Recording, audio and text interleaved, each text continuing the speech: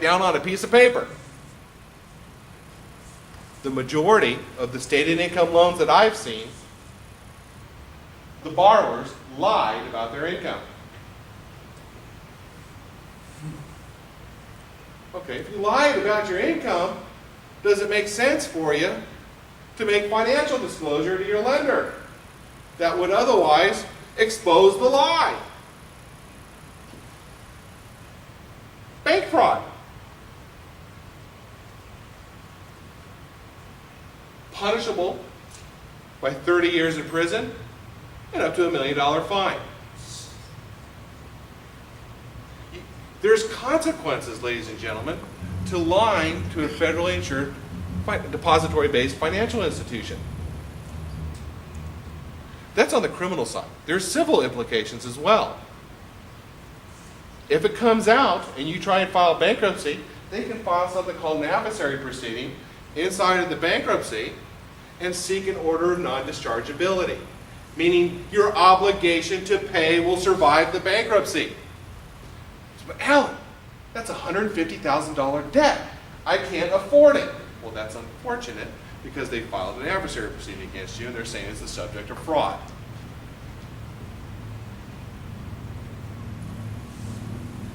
Well, we got to fight this. Well, it's going to be hard because when you went for that loan modification, you were working for the city of San Diego at the time you got the loan. You're working for the city of San Diego now.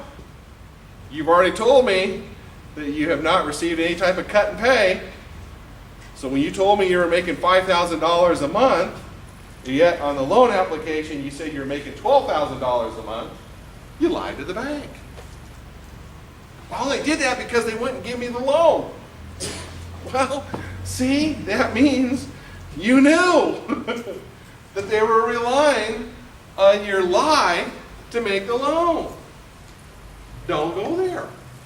You got to think long and hard before you start copping up your financials. Again, they will use whatever information you provide them to help them collect their money. Now, remember I talked about California's anti-deficiency statutes, 580B, 580D? Well, if there's fraud in the inducement, those can go away.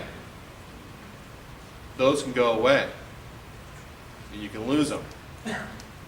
So you got to think long and hard about before you make financial disclosure. Think about it. Here's another way to look at it too, aside from the bank, separate and apart from the bank fraud.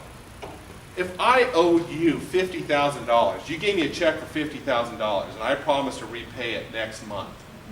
Next month comes around, and I say, you know, I'm thinking about it. I haven't used the $50,000. You know, I can either pay you, give you the money back, or I can go to Vegas and bet on red. I think I'm going to go bet on red. That's more fun. You're going to say, well, wait a minute. I want my $50,000 back. Say, yeah, I know you do, but I'd rather bet on red. Things happen. Then I take off to Vegas. Are you going to be mad? Yeah, you're going to be mad. That guy just duped me. What information about me would you find helpful in getting your money back? Where I bank? Where I work? Do I own other real estate? Do I own a business? That's the kind of information you would find valuable. Right?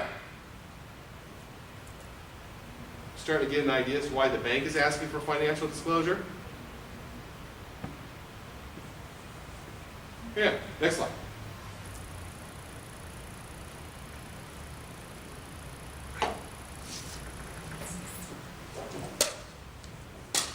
The majority of the clients that I see that are in stated income loans, when they find out that their loan applications were falsified, they become extremely upset. And they want to sue. They want to start suing the real estate professionals that were involved in helping them originate the loan. That's why I mentioned this. Even if they have a great legal case, more times than not, those real estate professionals are now filing bankruptcy themselves and don't have money or insurance backing up their activity. So before we start looking at suing anybody, we got to give that one a hard look, because just because you can doesn't necessarily mean you should. You got to make sure that the economics of it are there. Okay, next slide. Bankruptcy. Does bankruptcy make sense? Well, the question is, will bankruptcy make a difference? Some people have run out and racked up tremendous dollar balances on their credit cards in order to supplement their income to try and hold on to their property. Others have not.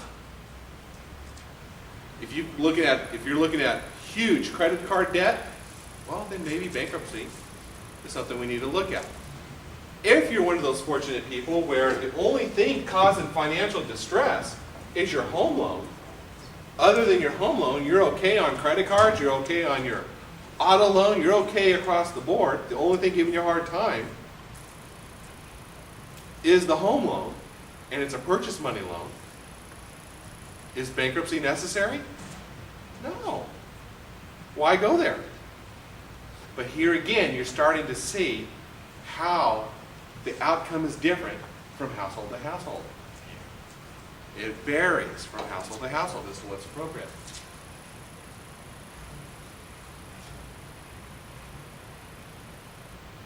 Okay, next slide. Walking away from the property. That's an option. If you're going to walk away from the property, you're going to have to pay attention to deficiency liability. Pay attention to tax liability. Tax plan. Talk to a tax professional. Plan for this. Put together a plan. Once you put together the plan, then tackle the plan. Okay, next slide. Okay, this is refinancing. The problem with refinancing these days is if there's no equity, it's not much of a viable alternative. Next slide.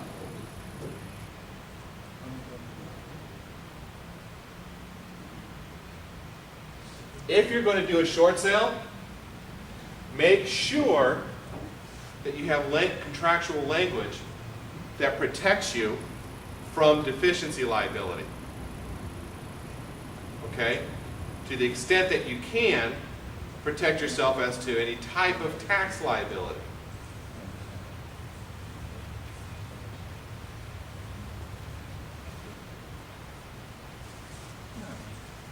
Protect yourself from the borrower.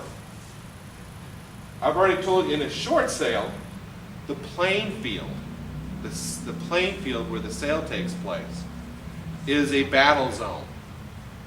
There are combatants in the battle zone shooting at one another. Those combatants are the creditor, the lender, the borrower, and as of lately, we're starting to see the buyer of the house in the short sale posing a problem. Why? The buyers are getting frustrated because it's taking so long to buy the property. They've been waiting for months and months and months, sometimes as long as a year, to buy this property. And it's because your lender has been dragging his feet and causing them all sorts of frustration. And then at the end of the day, the lender provides you with a document that says, we reserve the right to sue you for the unpaid balance on the loan. And you read that and you go, I'm not going to do this deal if the bank is going to come after me. Why should I do this deal? I'm going to pull out. Then the buyer, on the buy side of the transaction, of the short sale, says, ha ha ha ha, not so fast. We have a contract. You have to perform. Well, no, because my lender said, he's going to sue me. I said, yeah, but we had a deal too. And under our deal, you're obligated to pay. Oh. That's unfortunate. You got to protect yourself. You got to have contingencies. They're called The contingencies precedent to your obligation to perform as to the buyer. Now, if you're sitting there thinking to yourself, my God, this is just way too complicated. Well, I agree with you, and it's for that reason I'm not a big fan of the short sale. I'm not a big fan of the short sale. What's the upside to you? Are you going to get a check in a short sale? Well,